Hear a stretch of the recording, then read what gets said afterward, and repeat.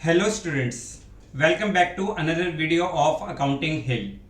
आज की क्लास में हम स्टार्ट करेंगे अपना lecture number 14 of class 11th, जिसमें हम कंटिन्यू करेंगे अपना चैप्टर नंबर 5।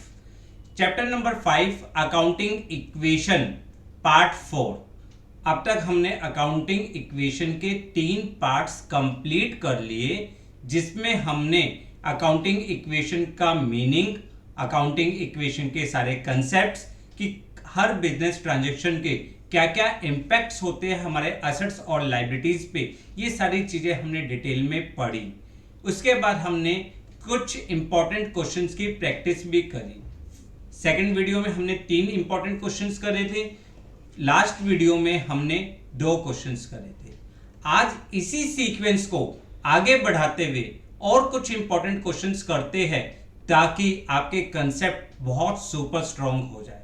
देखिए, ध्यान से समझिए, कंसेप्ट को स्ट्रॉन्ग करने के लिए आपकी प्रैक्टिस बहुत जरूरी है, और प्रैक्टिस करने से ही आपकी एक्यूरेसी, आपकी स्पीड इंक्रीज होगी। तो मेरी कोशिश है मैं आपको बहुत इंपॉर्टेंट क्वेश्चंस करवाते हुए चलूं, ताकि आप जब ये चैप्टर हमारा कंप्लीट हो तो आपका कोई भी पॉइंट आपका ऐसा ना हो कि आपको किसी भी पॉइंट में कंफ्यूजन हो। मेरी कोशिश होती है मैं हर क्वेश्चन में कुछ नए इंपॉर्टेंट पॉइंट्स लाऊं और हम उसको सॉल्व करें। चलिए देखते हैं आज का क्वेश्चन। आज का क्वेश्चन है क्वेश्चन नंबर 6, क्योंकि मैंने आपको पहले बताया हमने 5 क्वेश्चंस पहले कंप्लीट कर लिए। Draw an accounting equation from the following transactions. आपको एक अकाउंटिंग इक्वेशन बनानी है, ठीक है। इन्होंने क्या कहा, commences business with cash. Business start किया कैश से 50,000 रुपीज, चेक यानी बैंक में अमाउंट डिपॉजिट करा 1 lakh rupees, goods 30,000 rupees and furniture 20,000 rupees. देखिए, आपने बिजनेस में जो कैपिटल इंट्रोड्यूस करी है 50,000 कैश की फॉर्म में, चेक के फॉर्म में 1 लाख, गुड्स की फॉर्म में 30,000 और फर्नीचर के फॉर्म में 20,000। यानी टोटल कितनी कैपिटल इंट्रोड्यूस करी है? अगर आप इसका टोटल करोगे 50 plus 1 lakh, 1 lakh 50 plus 30, 1 lakh 80 and 2 lakh, 2 lakh total capital introduce by the owner in the business, ठीक है। तो हमारा पॉइंट क्या था, हम कैश को इंक्रीज करेंगे 50,000 रुपीज से एसेट्स में, बैंक को इंक्रीज करेंगे 1 लाख रुपीज से, गुड्स को इंक्रीज करेंगे 30,000 रुपीज से, और फर्नीचर को इंक्रीज करेंगे 20,000 रुपीज, और टोटल कैपिटल इंक्रीज हो जाएगी आपकी 2 लाख रुपीज। चलिए स्टार्ट करते हैं। हमने अपना फॉर्मेट बनाया। अब जब फॉर्मेट बना रहे हैं तो क्वेश्चंस को ध्यान से करेंगे। सबसे पहले हमने यहां पे लिखा अकाउंटिंग इक्वेशन, अकाउंटिंग इक्वेशन, ठीक है। यहां पे आपने डाले अपने एसेट्स, सीरियल नंबर, यहां पे आपके लिए आ जाएगी कैपिटल,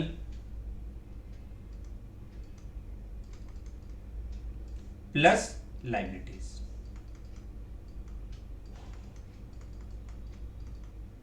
कैपिटल प्लस लायबिलिटीज। अब देखिए आपने क्या करा है, फर्स्ट पॉइंट आप यहां पे लिखोगे, आपका यहां पे कैश इंक्रीज हो रहे हैं, कैश, फिर बैंक भी इंक्रीज हो रहे हैं, स्टॉक भी इंक्रीज हो रहे हैं, स्टॉक है फर्नीचर था, एक मिनट, गुड्स यानी स्टॉक था, ठीक है। स्टॉक इंक्रीज हो रहे हैं और फर्नीचर इंक्रीज हो रहे हैं। आपके 4 एसेट्स इंक्रीज हो रहे हैं, ठीक है, क्लियर। कैश कितने से, 50,000 plus 1 lakh, bank plus stock 30,000 और फर्नीचर था आपका 20,000 rupees. Total capital increase by 2 lakh rupees, ठीक है, clear. Cash increase, bank increase, stock increase, furniture increase, capital in the form of kinds, और उसका टोटल जो है वो कैपिटल में हो जाएगा। Second point, car personal assets of the proprietor was sold for 1 lakh rupees against a check which he deposited in his saving account। देखो बेटा, हमने जब अकाउंटिंग प्रिंसिपल पढ़े थे, हमने वहां पे कंसेप्ट पढ़ा था business entity concept. Business entity concept क्या कहता है? Business is distinct from the owner, all entries are recorded from business point of view. सारी एंट्रीज किसके पॉइंट ऑफ व्यू से होती है? बिजनेस के पॉइंट ऑफ व्यू से होती है, not from owner point of view. अब ये वाला जो ट्रांजेक्शन है आपके लिए, सेकंड ट्रांजेक्शन जो है, ये आपके लिए कौन सा ट्रांजेक्शन है? It is a personal transaction. It is a personal transaction. Personal transaction क्यों कहा मैंने? क्योंकि यहां पे आपकी जो कार थी वो पर्सनल एसेट्स था, और जो उससे कैश भी आया वो भी उसने अपने सेविंग अकाउंट में डिपॉजिट करा। तो इसका मतलब उसने ये जो एसेट्स बेचा है ये तो उसका पर्सनल एसेट्स है, और पर्सनल ट्रांजैक्शन हम बुक्स में रिकॉर्ड नहीं करते। तो आप यहां पे लिख दोगे कि as transaction number 2, as transaction number 2 is a personal transaction, is a personal transaction. ये पर्सनल ट्रांजैक्शन है, so we do not record it in books of accounts. आपको ये नोट लिखना पड़ेगा। अगर आप ये नोट नहीं लिखते तो आपके मार्क्स डिडक्ट हो जाएगा। देखो, आंसर पे तो कोई इंपैक्ट नहीं आ रहा अगर आप ये ट्रांजैक्शन छोड़ देते हो, पर ये नोट लिखना आपके लिए बहुत इंपॉर्टेंट है, क्योंकि नोट लिखने से क्लैरिफिकेशन आती है। क्लियर?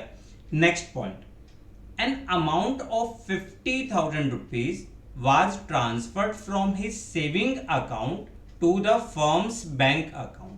उसने 50,000 रुपीज अपने सेविंग अकाउंट से अपने बैंक अकाउंट में ट्रांसफर करे, इस मतलब फर्म के बैंक अकाउंट में ट्रांसफर करे। इसका मतलब क्या हुआ? इसका मतलब हुआ एडिशनल कैपिटल इंट्रोड्यूस।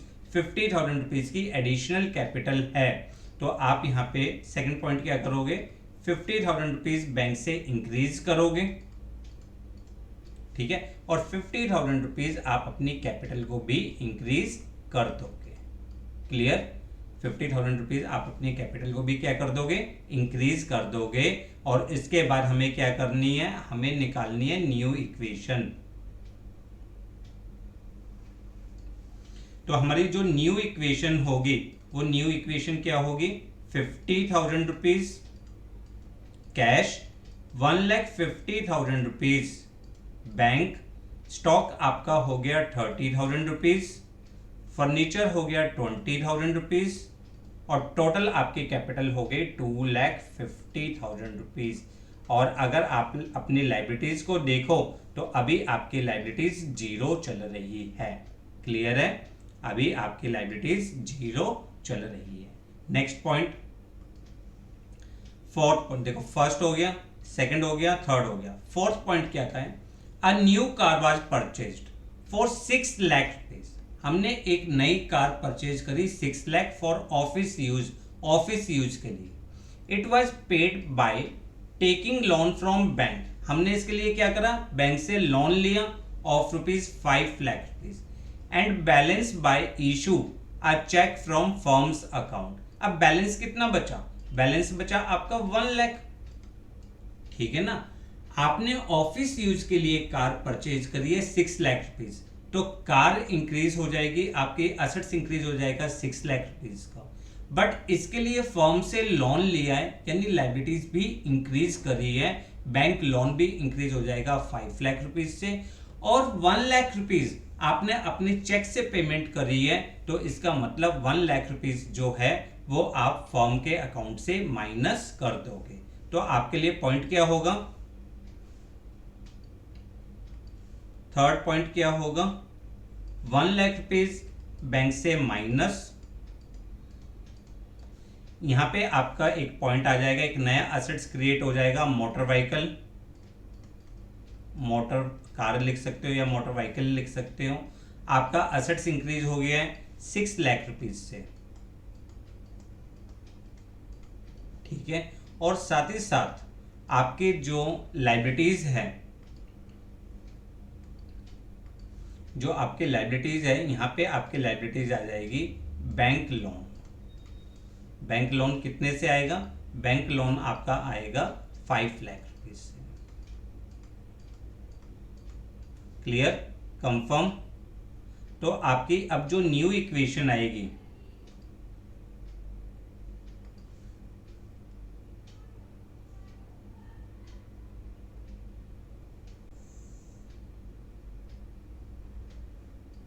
आपकी न्यू इक्वेशन कितनी हो जाएगी? न्यू इक्वेशन आपकी होगी 50,000 रुपीज कैश, 50,000 रुपीज आपके पास आ जाएगा बैंक में, 30,000 रुपीज स्टॉक में, 20,000 रुपीज फर्नीचर में, 6 लाख रुपीज आपकी मोटर व्हीकल, ठीक है। यानी 1 लाख, 1,50,000, 7,50,000। और अगर आप इधर देखोगे तो कैपिटल आपकी हो गई 2,50,000 और 5 लाख रुपीज आपका बैंक लोन। क्लियर? तो यहां पे भी assets is equal to capital plus liabilities. Clear है बेटा? कंफर्म? चलिए आगे नेक्स्ट पॉइंट पढ़ते हैं, fourth point.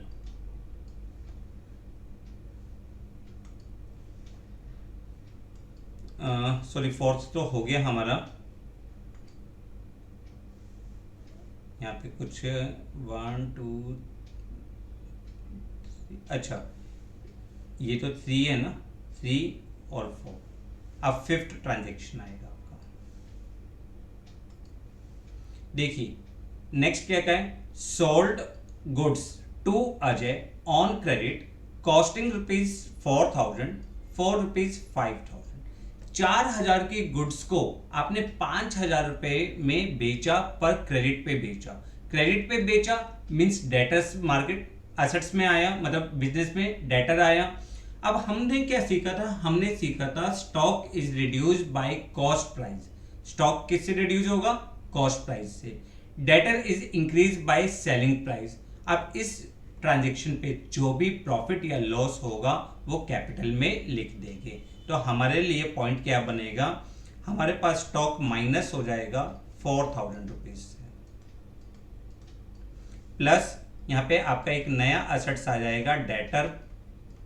Debtor is increase bye 5,000 rupees और आपकी कैपिटल भी इंक्रीज हो जाएगी 1,000 रुपीज से, ठीक है।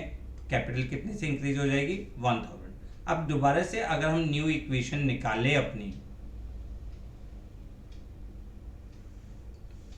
तो हमारी जो न्यू इक्वेशन आएगी वो क्या आएगी?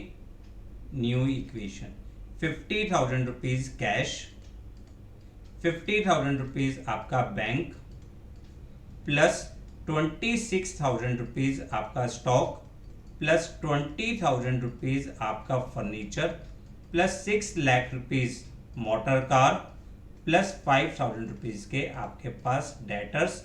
और इधर अगर हम देखें हमारी कैपिटल हो जाएगी 2,51,000 प्लस 5 लाख रुपीज आपके liabilities. Is it clear? Confirm? चलिए आगे देखते हैं।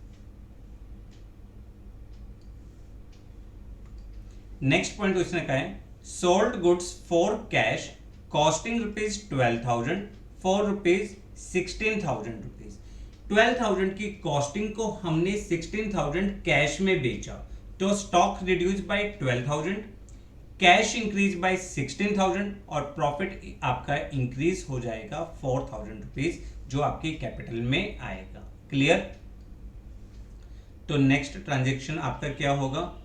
Stock is reduce. स्टॉक कितने से रिड्यूस होगा? 12,000। Cash is increase by 16,000 rupees और furniture is profit is increase by 4,000, क्योंकि पूरे ट्रांजेक्शन पे हमें क्या हुआ? प्रॉफिट हुआ। तो अब आपकी जो न्यू इक्वेशन होगी,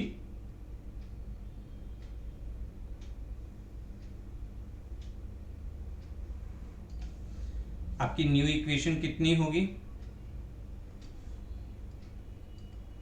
कैश हो जाएगा टोटल 66,000 प्लस बैंक हो जाएगा 50,000 प्लस 14,000 रुपीज की आपके पास स्टॉक हो गया, 20,000 का फर्नीचर हो गया, प्लस 6 लाख रुपीज आपके पास मोटर कार हो गई, 5,000 के डेटर्स हो गए। अब की बार आपकी जो कैपिटल है, कैपिटल हो गई 2,55,000 प्लस 5 लाख रुपीज आपके पास आपका बैंक लोन। क्लियर है? Confirm. Next point, purchase goods for cash 40,000 rupees. अगर हमने गुड्स को कैश में खरीदा तो cash reduce by 40,000, where as stock increase by 40,000 rupees. तो आपके लिए नेक्स्ट पॉइंट क्या होगा? कैश रिड्यूस हो जाएगा 40,000 से और आपके गुड्स इंक्रीज हो जाएगी 40,000 रुपीज से। अब आपकी न्यू इक्वेशन अगर आप कैलकुलेट करते हो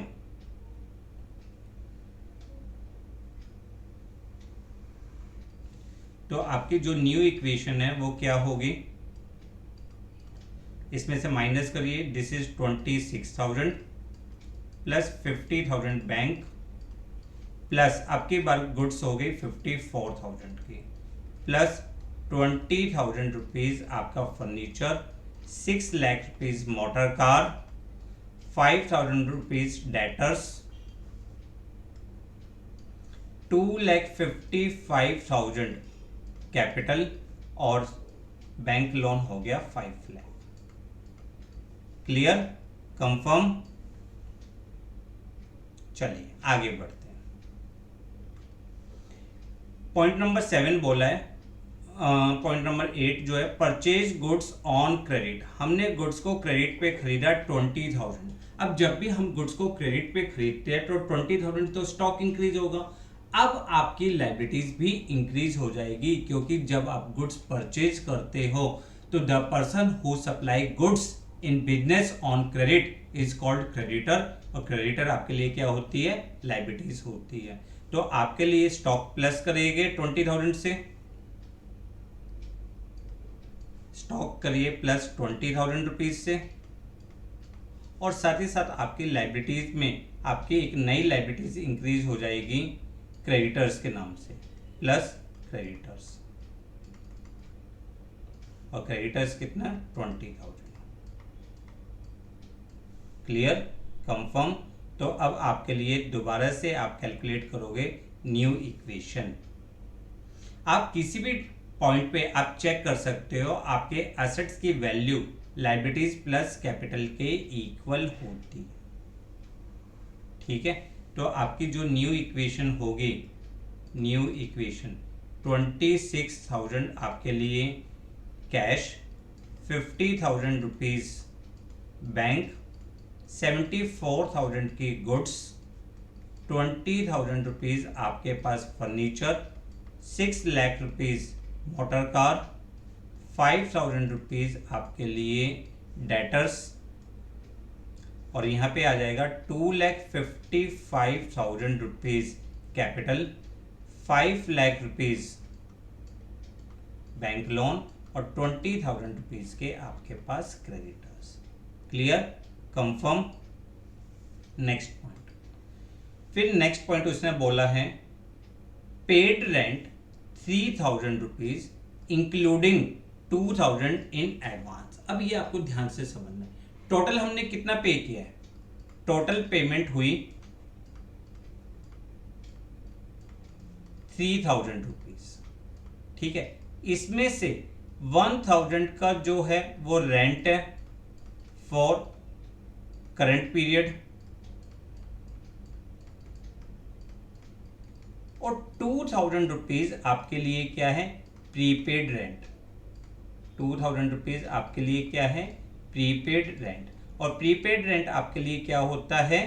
प्रीपेड रेंट आपके लिए एसेट्स होता है। यानी कैश तो रिड्यूस हो जाएगा आपका 3,000 रुपीज से, नो डाउट, बट आपका एक्चुअल एक्सपेंस कितना है 1000, वो कैपिटल में से माइनस होगा। 2000 रुपीज का आपका प्रीपेड एक्सपेंस आपका नया असेट्स क्रिएट हो जाएगा। क्लियर है? तो आपका पॉइंट क्या होगा, total cash reduce bye 3000 rupees. Actual expense कितना है 1000 रुपीज, ये भी क्लियर है। अब आपको यहाँ पे एक नया असेट्स क्रिएट करना होगा, प्रीपेड रेंट। प्रीपेड रेंट, और वो प्रीपेड रेंट कितना होगा 2000 रुपीज। ठीक है, अब आप दोबारा से जब न्यू इक्वेशन निकालोगे, देखो हर ट्रांजैक्शंस के बाद आपको न्यू इक्वेशन निकालनी होती है, क्योंकि आप इस चैप्टर में क्या सीख रहे हो, इस चैप्टर में आप सीख रहे हो कि what is the affect of the business transaction on the accounting equation. और कुछ भी हो, आपके असेट्स की वैल्यू लायबिलिटीज प्लस कैपिटल के इक्वल होती है। असेट्स की वैल्यू लायबिलिटीज प्लस कैपिटल के इक्वल होगी। अब आपके कैश कितना हो गया, कैश हो गया 23,000 plus 50,000 bank plus 74,000 goods plus 20,000 rupees furniture plus 6 lakh rupees motor car plus 5,000 debtors plus 2,000 prepaid rent.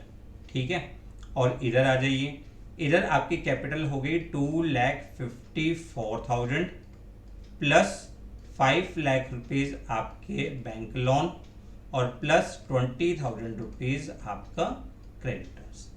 Clear है? कंफर्म। पॉइंट्स को ध्यान से पढ़ते जाइए, ध्यान से नोट करते जाइए, साथ साथ आप कॉपी करते जाइए ताकि आपको कोई भी प्रॉब्लम्स ना हो। क्लियर? नेक्स्ट देखिए 10th पॉइंट, पेड सैलरी। अब पेड सैलरी जो सिंपल सा पॉइंट है, आपने सैलरी पे करी, सैलरी इज एन एक्सपेंस, तो कैश भी माइनस हो जाएगा और साथ ही साथ कैपिटल भी माइनस हो जाएगी। ठीक है, तो कितने की सैलरी थी 2000 रुपीज की, तो आपने क्या करा 2000 रुपीज कैश में से माइनस कर दिया और 2000 रुपीज आपने कैपिटल में से भी माइनस कर दिया। अब आप दोबारा से अपनी न्यू इक्वेशन निकालोगे,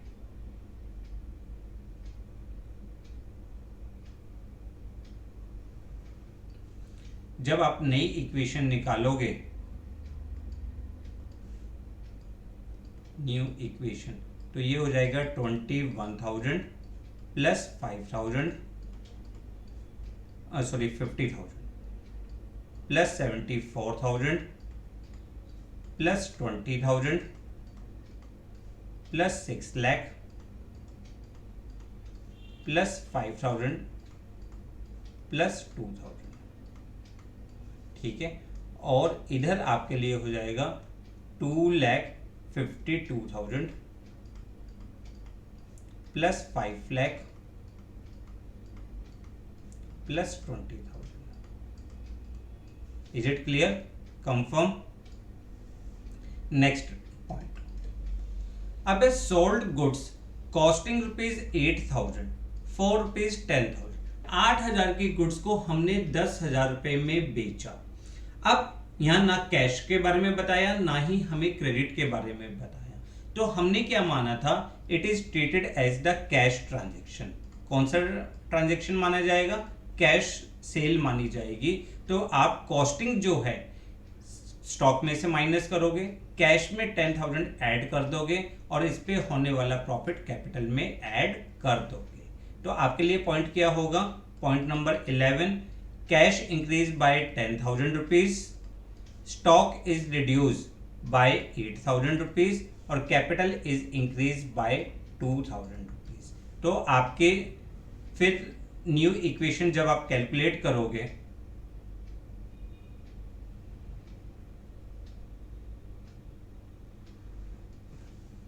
आपकी न्यू इक्वेशन कितनी आ जाएगी 31,000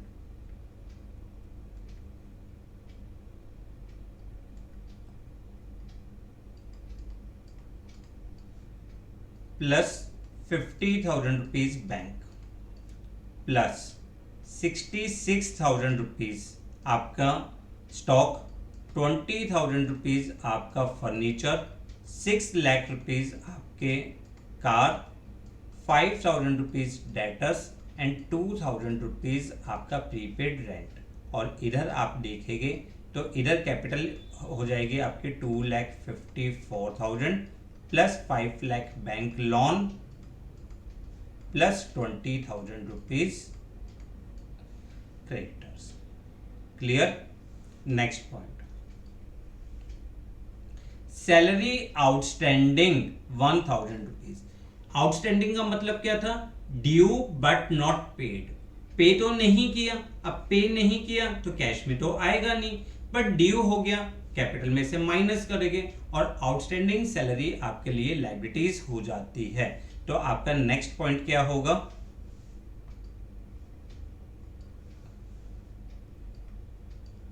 आप कैपिटल में से कितनी थी आपकी सैलरी? 1,000 रुपीज। तो आप कैपिटल में से 1,000 रुपीज माइनस करोगे और साथ ही साथ आपका एक नया असेट्स आपका और नई लायबिलिटीज आपके पास आ जाएगी, आउटस्टैंडिंग सैलरी। आउटस्टैंडिंग सैलरी कितनी? 1,000 रुपीज। तो अब आपके लिए जो न्यू इक्वेशन होगी,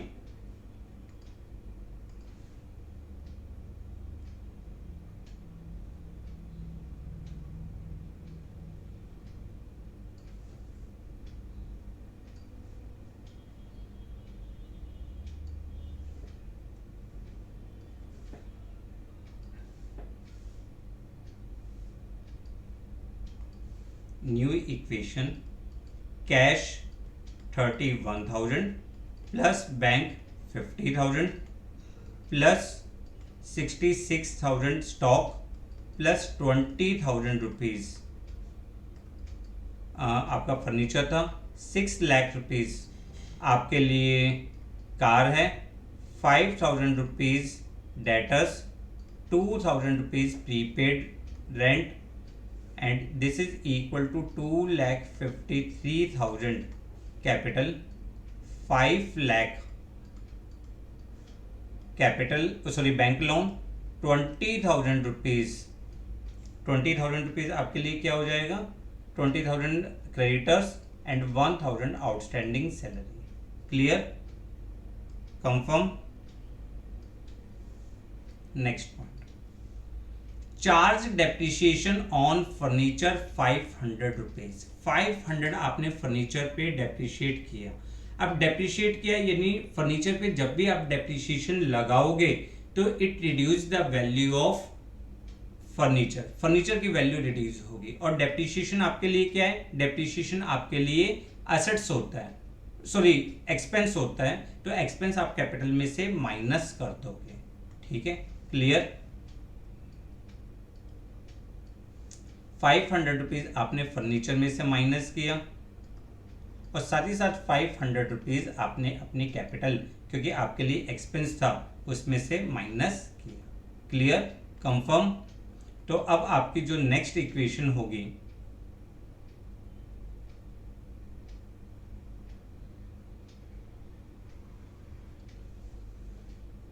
न्यू इक्वेशन आपकी जो फाइनल इक्वेशन है, cash 31,000 plus 50,000 rupees bank plus 66,000 rupees आपके पास आ जाएगा स्टॉक, 19,500 फर्नीचर, 6 लाख रुपीज आपके लिए 6 लाख रुपीज क्या होगा? Car plus 5,000 rupees debtors plus 2,000 rupees आपके लिए आ जाएगा प्रीपेड रेंट। यहाँ पे कैपिटल में देखोगे 2,52,500 plus 5 lakh bank loan plus 20,000 आपके पास क्रेडिटर्स प्लस 1,000 रुपीज आपके पास क्या होगा? Credit outstanding salary. तो ये आपकी थी फाइनल इक्वेशन।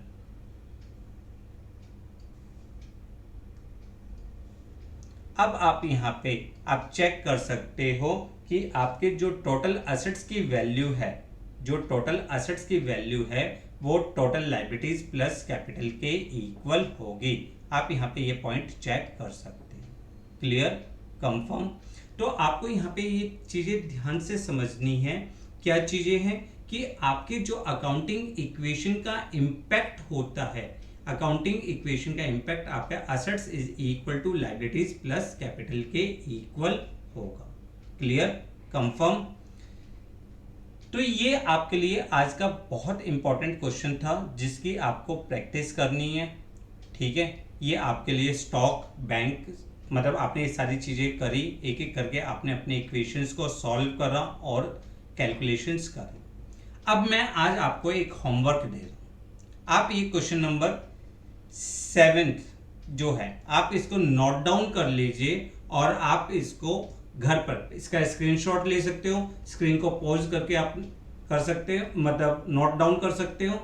अब आपका होमवर्क क्या है, आप इस क्वेश्चन की प्रैक्टिस घर पे करोगे और नेक्स्ट क्लास में मैं इस क्वेश्चन का सॉल्यूशन डिस्कस करूंगा ताकि देखे कि आपको कितना समझ में आया और कितना नहीं। जो भी प्रॉब्लम्स होगी हम नेक्स्ट क्लास में इसको सॉल्व करेंगे। जब तक आप इस क्वेश्चन को प्रॉपरली करके रखिएगा। क्लियर। वीडियो को लाइक और शेयर करना ना भूलें, चैनल को सब्सक्राइब करें, बेल आइकन को प्रेस करें ताकि आने वाले सारे नोटिफिकेशन आपको मिलते रहे। Thanks a lot for watching the video.